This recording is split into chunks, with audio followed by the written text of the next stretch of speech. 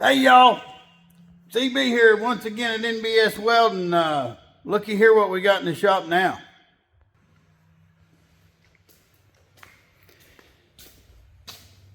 The West Virginia Woods, in some form or fashion, has made contact with this guard. And these guards are pretty critical for this kind of stuff. You know, all of this really expensive stuff gets destroyed if this ain't here and something like this happens. So we got a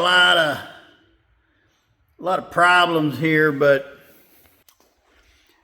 talking to the owner about how this thing needs to be, and pretty much it needs to be straight up and down. It's bent back to the extent where it's leaning a bunch and it's way too high. The gauge on where it belongs is basically to say that obviously the length of the brackets are what they are. Now, if you've got the length of the bracket from the bolt hole to where it broke off of, and the front of that thing is plumb, then it's probably in the right place, or as close as we're going to get it. So that's what we need to do. Let's get this do's and done for them. Hey y'all, CB here, the No BS welder here at NBS Welding. I'm wanting to let y'all know we got t-shirts for sales. If you'd like to support the NBS Welding YouTube channel, send Tina an email at nbswelding@aol.com. Go to the NBS Welding YouTube channel, check out the content, and in all new video descriptions, there's links to our Amazon storefront and our affiliates, so you can check out the products that I use and endorse. All right, let's get going on this quad bike. Use the Hillbilly bridge crane here. Get her set up on the table, and I've taken some come-alongs and clamps and tools of mass destruction and pulled and reefed on the thing, pulled it into place.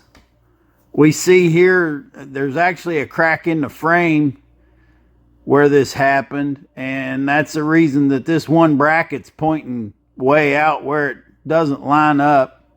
But I've got it close to where I can see kind of what I need to do. Decided to go ahead and get started removing this powder coating. And let me tell you, this powder coating is some tough stuff. My regular stainless steel power brush was not doing much to it. I tried warming it up with some propane torch action there, and then power brushing, and that didn't seem to help. The little bit of heat that I was applying there wasn't enough to do anything, and if I got it any hotter, I felt like I was going to melt the aluminum. So ultimately what I ended up doing was resorting to something really aggressive. And what I got here is the high RPM bead brush that I would normally use on steel. I don't like that because it does remove aluminum. It's very aggressive, but the powder coating has to go. And I got it off there, and I got it out of the weld zone, except for a couple places I'm going to show you. I couldn't get down into here. There's a spot on the bottom right there and right there that the power brush just wasn't reaching down in there. And what I'm going to have to do, I'm going to have to burr bit that out of there. So I'm going to be using the tiny burr bit for aluminum. And this is another occasion where, I'm going to have to remove aluminum that I don't really want to remove to get these contaminants out of here. That makes more work because I'm going to have to weld more to get my strength back. But the contaminants have to go. And that's the thing about aluminum. I always say with aluminum, you can't burn through anything because the aluminum melts at a lower temperature than everything else. We can burn through rust and paint on steel because those paints and stuff will burn away at a lower temperature than the material will melt. when I was fixing that section of the frame, of course, I looked at the other side, and guess what I see here? Another crack. So we need to do some fixing on the other side of the frame too. But so that's not going to be an issue later on. And I was went to put the thing back on here, and I found a bolt that had some metal galled up in the threads. You really need to look at stuff like this, because what happens now, if you force that in there, you're going to ruin the thread that's in the frame of the quad bike, and then we've got a bigger problem. So this is a good time for me to get out my tap and die set. Now, I got a cheap Harbor Freight tap and die set here, and I wouldn't say that it would be the greatest in the world for tapping new threads, but that's generally not what I use it for. What I use it for is just cleaning up threads on things like this.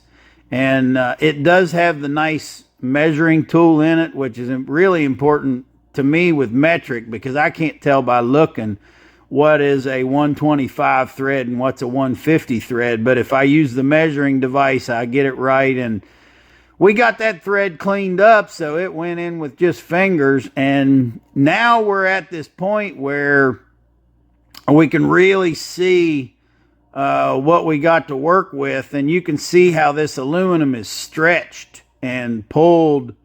I don't have that bracket on there upside down. I actually have those little yellow labels that are on top of there is marking the top of each bracket and its location, and that's where it was.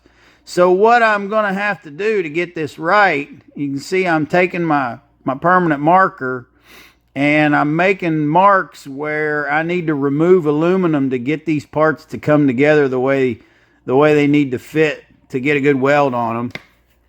Then I'll take my sanding pad, and I'm just going to remove the aluminum that I need to remove to get these things fitting together. And then ultimately out comes the spool gun.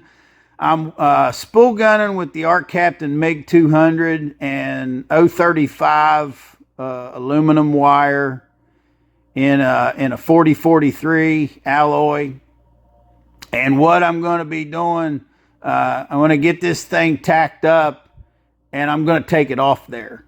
It will shift around from the heat. It's not going to shift so far that I can't get it back on there.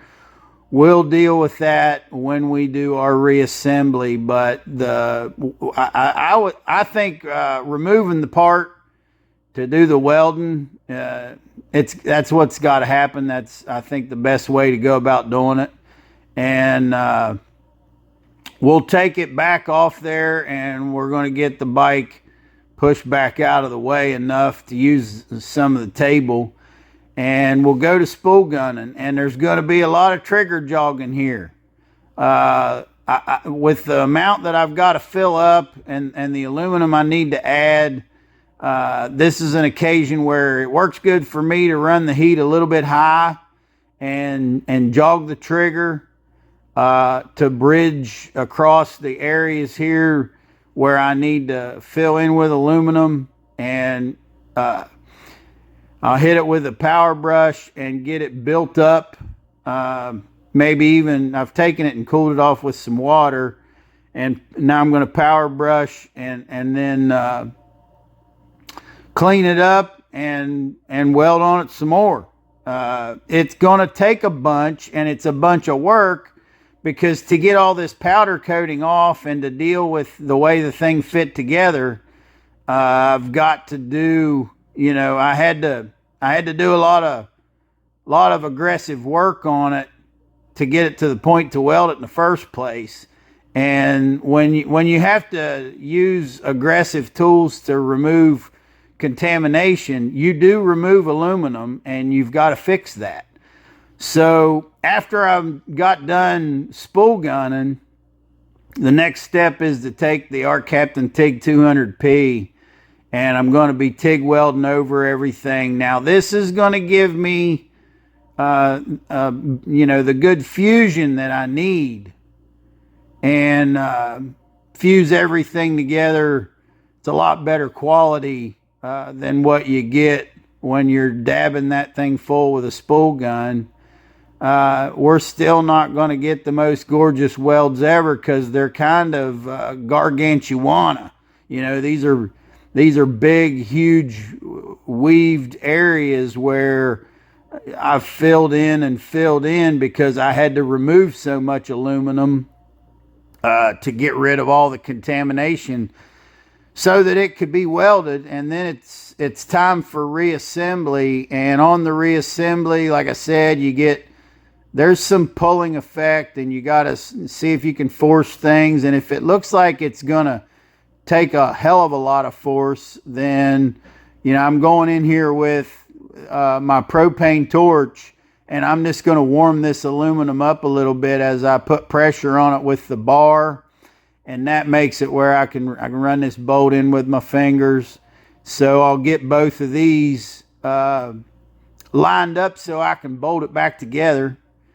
And things are starting to come together, and the bumper is